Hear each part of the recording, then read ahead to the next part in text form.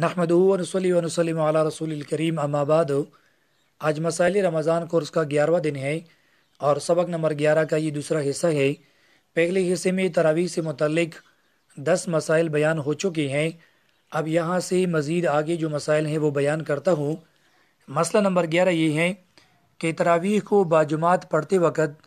امام صاحب کے لیے بلند آواز سے قرات کرنا واجب ہے۔ اگر کوئی امام صاحب بھول گیا اور اس نے آہستہ آواز سے قرات کی تو ایسی صورت میں آخر میں سجدہ سہو کرنا واجب ہے۔ البتہ جو شخص منفرد ہو اور تنہا تراویح پڑھ رہا ہو تو اس کے لیے شریعت میں اختیار ہے کہ چاہے وہ بلند آواز سے قرات کرے یا چاہے وہ آہستہ آواز سے قرات کرے، اس کو یہ اختیار حاصل ہے۔ البتہ اس کے لیے بھی بلند آواز سے قرات کرنا افضل اور بہتر ہے۔ مسئلہ نمبر 12، سورہ فاتحہ کے بعد تراویح کی ہر رکعت میں قرات کرنا بھی واجب ہے۔ یعنی سورہ فاتحہ کے بعد تراویح کی ہر رکعت میں کوئی نہ کوئی سورت پڑھنا یا 3 آیات پڑھنا یا ایک طویل اور لمبی آیت پڑھنا یہ واجب اور ضروری ہے۔ لہٰذا اگر کسی نے سورہ فاتحہ کے بعد قرات نہیں کی، یعنی کوئی سورت نہیں ملائی یا 3 آیات اس نے نہیں پڑھے، تو ایسی صورت میں بھی وہ آخر میں سجدہ سہو کرے گا۔ مسئلہ نمبر 13، تراویح میں ایک بار قرآن کریم ختم کرنا یہ سنت ہے اور 2 بار کرنا بہتر ہے اور 3 بار کرنا اس سے زیادہ بہتر ہے، تو لہٰذا تراویح میں ایک دفعہ قرآن کریم ختم کرنے کا اہتمام کرنا چاہیے۔ مسئلہ نمبر 14، تراویح میں قرآن کریم ختم کرتے وقت تلاوت کا صحیح طریقے سے اہتمام کرنا چاہیے۔ یعنی ایسا نہ ہو کہ تلاوت اتنی تیزی کے ساتھ ہو کہ جو مقتدی حضرات ہیں ان کو کچھ سمجھ میں نہ آئی، بلکہ ایسی تلاوت کرنا شریعت میں ممنوع ہے۔ تلاوت کرتے وقت حروف اور سکنات کا، مخارج کا اور صفات وغیرہ کا خیال رکھنا چاہیے۔ مسئلہ نمبر 15، تراویح میں قرآن کریم ختم کرتے وقت کسی بھی سورت کی شروع میں ایک دفعہ بلند آواز سے بسم اللہ پڑھنا بھی ضروری ہے، کیونکہ جو امام صاحب ہے وہ تو بسم اللہ پڑھتا ہے، لیکن جو مقتدی حضرات ہیں ان کے لیے بھی ایک دفعہ بسم اللہ پڑھ یعنی سننا تراویح میں یہ ضروری ہے تاکہ ان کا قرآن کریم مکمل ہو جائے۔ مسئلہ نمبر 16، تراویح میں قرآن کریم ختم کرتے وقت ایک طریقہ تو یہ ہے جو کہ عوام میں مشہور ہے کہ وہ آخری رکعت میں یعنی 19ویں رکعت میں وہ سورہ ناس تک پڑھتے ہیں اور پھر 20ویں رکعت میں وہ سورہ بقرہ کی ابتدائی آیات کو پڑھتے ہیں، تو لہٰذا یہ طریقہ بھی جائز ہے، بلکہ بعض لوگوں نے اس کو مستحب لکھا ہے۔ البتہ یہ طریقہ سنت نہیں ہے اور اس کے اوپر عمل کرنا بھی ضروری نہیں ہے۔ لہٰذا اگر کوئی امام صاحب قرآن کریم ختم کرتے وقت آخری رکعت میں سورہ ناس پڑھے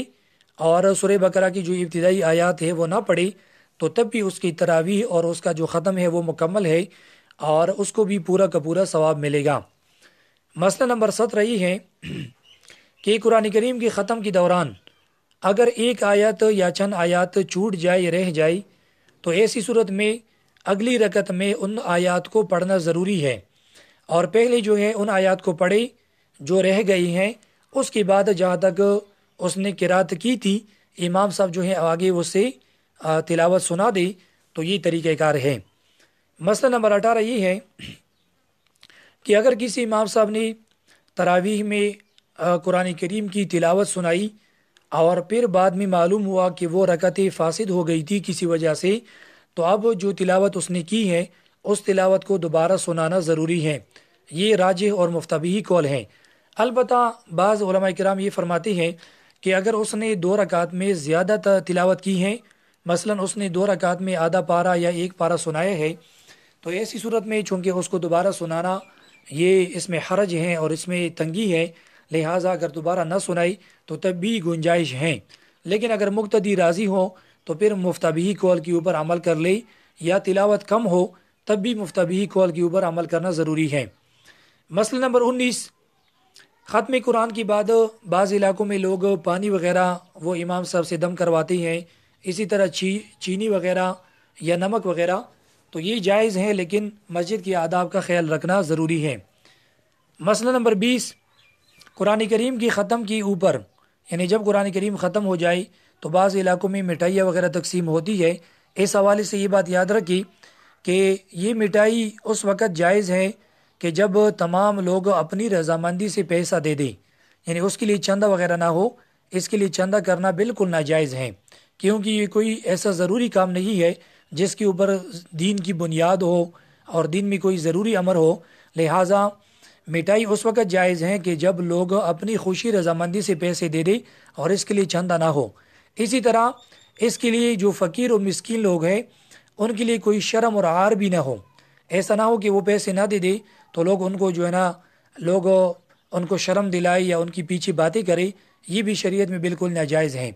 تیسری شرط یہ ہے کہ مسجد کی آداب کا مکمل خیال رکھا جائے۔ اکثر علاقوں میں نے دیکھا ہے کہ مٹائی کے وقت وہ مسجد کے آداب کا خیال نہیں رکھتے، بلکہ مسجد میں شور شرابہ ہو جاتا ہے اور مسجد کو ملوث کیا جاتا ہے، تو لہٰذا جہاں مسجد کے آداب کا خیال نہ رکھا جائے وہاں اس کی بالکل اجازت نہیں ہے۔ اسی طرح چوتھی شرط یہ ہے کہ اس عمل کو ضروری نہ سمجھا جائے۔ اکثر علاقوں میں ختم قرآن کے بعد مٹائی تقسیم کرنے کو ضروری خیال کیا جاتا ہے، تو جہاں پر یہ چار شرائط نہ ہو وہاں پر اس کی بالکل اجازت نہیں ہے۔ ہمارے جو اکابر علماء کرام ہیں اس سے سختی سے منع کرتے ہیں، لہٰذا اس رسم کو ختم کرنا ضروری ہے۔ باقی میں تو کہتا ہوں کہ اس رسم کو مکمل طریقے سے اس کو ختم کر لے تاکہ لوگوں کے ذہن سے یہ بات نکل جائے کہ ختم قرآن کے اوپر مٹائی تقسیم کرنا بھی کوئی عمل ہے۔ 21واں مسئلہ یہ ہے کہ بعض لوگ تراویح پڑھتے وقت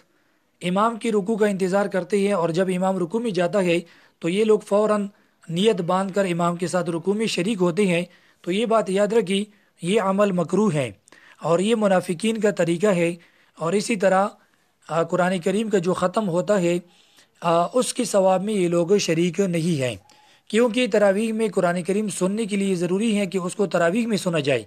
اور ان لوگوں نے تو نیت نہیں باندھی تھی تو لہٰذا ان کو اس کا ثواب نہیں ملے گا، لہٰذا یہ طریقہ بھی قابل ترک ہیں، اور اس کے اوپر جو ہے نا جو علماء حضرات ہیں وہ اس کو بیان کر لے۔ مسئلہ نمبر 22 یہ ہے کہ مردوں کے لیے مسجد میں باجماعت تراویح پڑھنا یہ سنت علی الکفایہ ہے، یعنی پہلے میں نے بیان کیا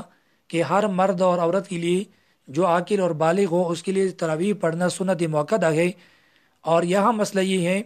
کہ باجماعت پڑھنا مسجد میں پڑھنا یہ بھی سنت علی الکفایہ ہے، لہٰذا اس سے مسئلہ معلوم ہوا کہ جو مرد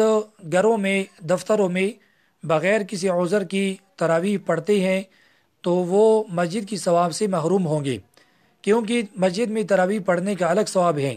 اسی طرح جو لوگ گھر میں انفرادی طور پر تراویح پڑھتے ہیں بجماعت بھی نہیں پڑھتے تو وہ 3 قسم کے ثواب سے محروم ہوں گے۔ ایک تو تراویح بجماعت پڑھنے کا جو ثواب ہے اس سے محروم ہوں گے، اور دوسرا جو ہے مسجد کی ثواب سے محروم ہوں گی، اور تیسرا جو ہے وہ جو سنت علی الکفایہ ہے اس کے ثواب سے بھی محروم ہوں گی، لہٰذا گھروں میں اس باب کا اہتمام نہ کریں بلکہ مسجد میں جا کر مردوں کے لیے